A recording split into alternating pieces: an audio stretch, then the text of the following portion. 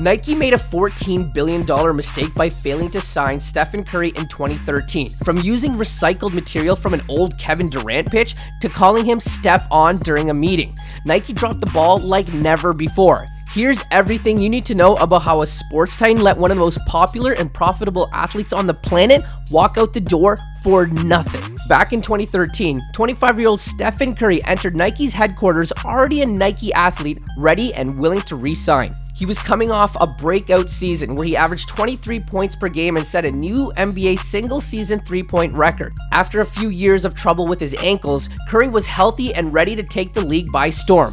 Curry's Nike contract was expiring, and this meeting was supposed to be about Nike selling Steph on why he's a valued client and why he should stay. Almost immediately, it became clear to Steph and his dad that Nike did not get the memo. For starters, the famous Nike executive Lynn Merritt wasn't in attendance. Scheduling conflicts happened, but if Steph really were a top priority, they'd have rescheduled their pitch to another time. This was the first act of disrespect shown to Steph, but far from the last. As the meeting went on, one unnamed exec kept addressing Steph as Steph-On.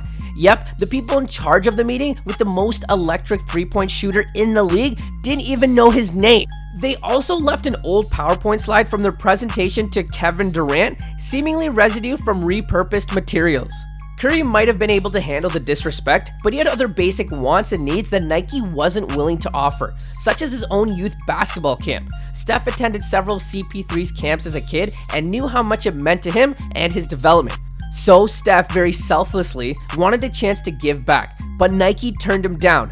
Adding insult to injury is that they had no problem giving Kyrie Irving or Anthony Davis their own camps. It wasn't that Nike didn't offer camps, it was that they didn't view Steph in the same class as these two young stars. Steph and Dell left the meeting feeling like the pitch was more of a formality than a genuine offer, which only reinforced how Steph was feeling about Nike going in. All of these factors gave Under Armour an opening, which they joyfully pounced on. It's important to reinforce that this was 2013, and while Steph had finally broken out, he was still a few years away from true superstardom. At this stage in Under Armour's business, they couldn't afford or attract a true superstar. But like Steph, they believed he could become one. And so they put on a full court press to sign him with an unlikely but hugely important hand from Kent Bazemore.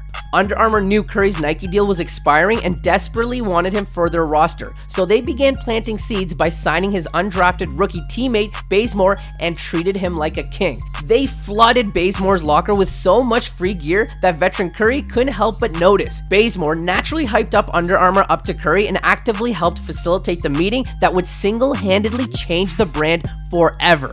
Under Armour had been waiting for an opportunity like this for years, and they delivered. Rolling out the red carpet, they offered Steph everything Nike wouldn't. They told Steph he could become the face of the company, they gave him a signature shoe, and they offered him $4 million a year, significantly more than Nike's offer of $2.5 million. Steph, despite everything he had been feeling and that disastrous meeting, still gave Nike one last chance.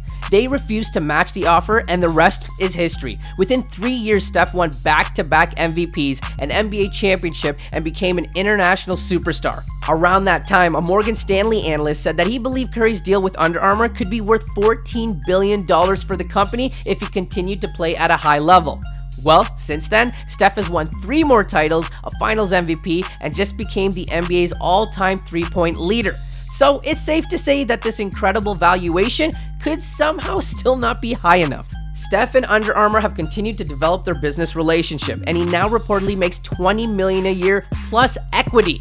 Together, they have created the Curry brand, essentially making him the Michael Jordan of Under Armour. This brand extends beyond shoes and into all kinds of sports apparel, even including golf. Curry changed absolutely everything for Under Armour and did it all at Nike's expense. He's among the most likable players in the league and will remain so long after he retires. Nike doesn't mess up much, but this is without a doubt one of the biggest bag fumbles of all time.